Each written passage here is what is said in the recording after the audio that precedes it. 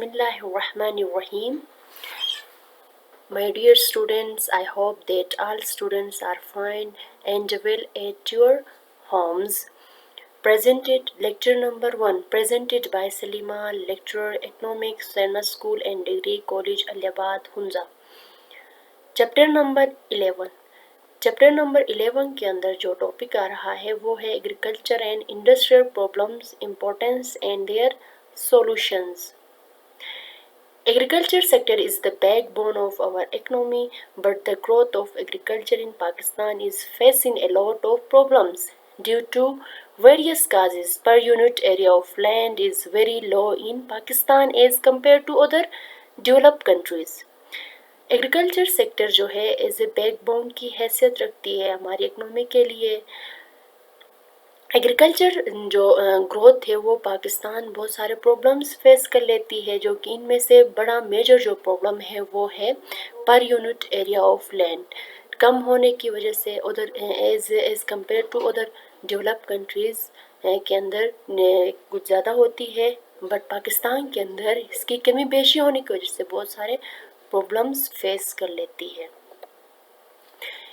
Agriculture sector की अगर importance की अगर बात करें तो इसके बहुत सारे इम्पोर्टेंस है, जो कि फर्स्ट इम्पोर्टेंट जो पॉइंट है वो है आपकी ग्रॉस डोमेस्टिक प्रोडक्ट के अंदर 19% इसका रोल होता है एग्रीकल्चर सेक्टर। जब एग्रीकल्चर सेक्टर डेवलप करेगी, आपकी प्रोडक्शन होगी, गुड्स की होगी, तो ऑटोमेटिकली आपकी domestic as a gross domestic के लिए इसकी कंट्रीब्यूशन बहुत ज़्यादा होती है।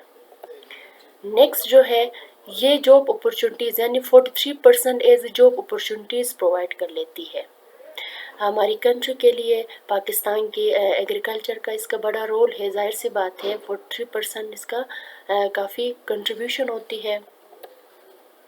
Agriculture sector is also contributed 70% of rural force is engage in rural areas. 70% rural areas के अंदर as a labour force engage कर लेती है। It is provides a market for industrial production. Industrial production के लिए ये एज ए मार्केट प्रोवाइड कर लेती है। Next, it supplies raw materials to our industries. ये इंडस्ट्रीज़ को as a raw materials provide कर लेती है। It provides cheap labour to urban commercial and industrial enterprises. ये जो है ना आपकी एग्रीकल्चर जो सेक्टर है वो as a cheap labour provide कर लेती है इंडस्ट्रियल सेक्टर के अंदर। और if Pakistan economy is to develop and has to function smoothly, agriculture sector will have to be given high priority in allocation of investment and industry funds. Agriculture and industrial in fact should have balanced growth. ज़ाहिर सी बात है आपकी agriculture sector जब growth करेगी, आपकी automatically आपके industrial sector के लिए बेहतर होगा। जब इंडस्ट्रियल सेक्टर और एग्रीकल्चर सेक्टर बेहतर होगा तो ओवरऑल इकनॉमी बैलेंस्ड में रहेगी। अगर इसके बाद नेक्स्ट जो टॉपिक आ रहा है वो solution to agriculture problems. Agriculture problem जो प्रॉब्लम्स क्रिएट होती है, इसके लिए कौन से जो है ना सॉल्यूशंस है, कौन सी सॉल्यूशंस की नीड होती है, जो कि फर्दर हम कुछ फैक्टर्स पढ़ेंगे।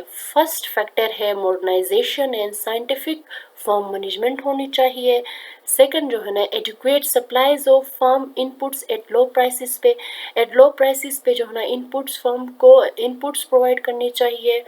नेक्स्ट वाटर रिसोर्सेस होनी चाहिए, जहाँ पे बंजर ज़मीन है, जहाँ पे वाटर रिसोर्सेस नहीं है, ज़मीन पड़ी है लेकिन वाटर उसके लिए नहीं मिल रही है, तो फर्दर वाटर रिसोर्सेस जनरेट होनी चाहिए। Cropping areas should be increase होनी चाहिए, जहाँ पे ज़मीन बंजर है वहाँ पे बहुत सारे सीड्स, बहुत सारे प्रोडक्शन के गुड्स जो है जनरेट होनी चाहिए।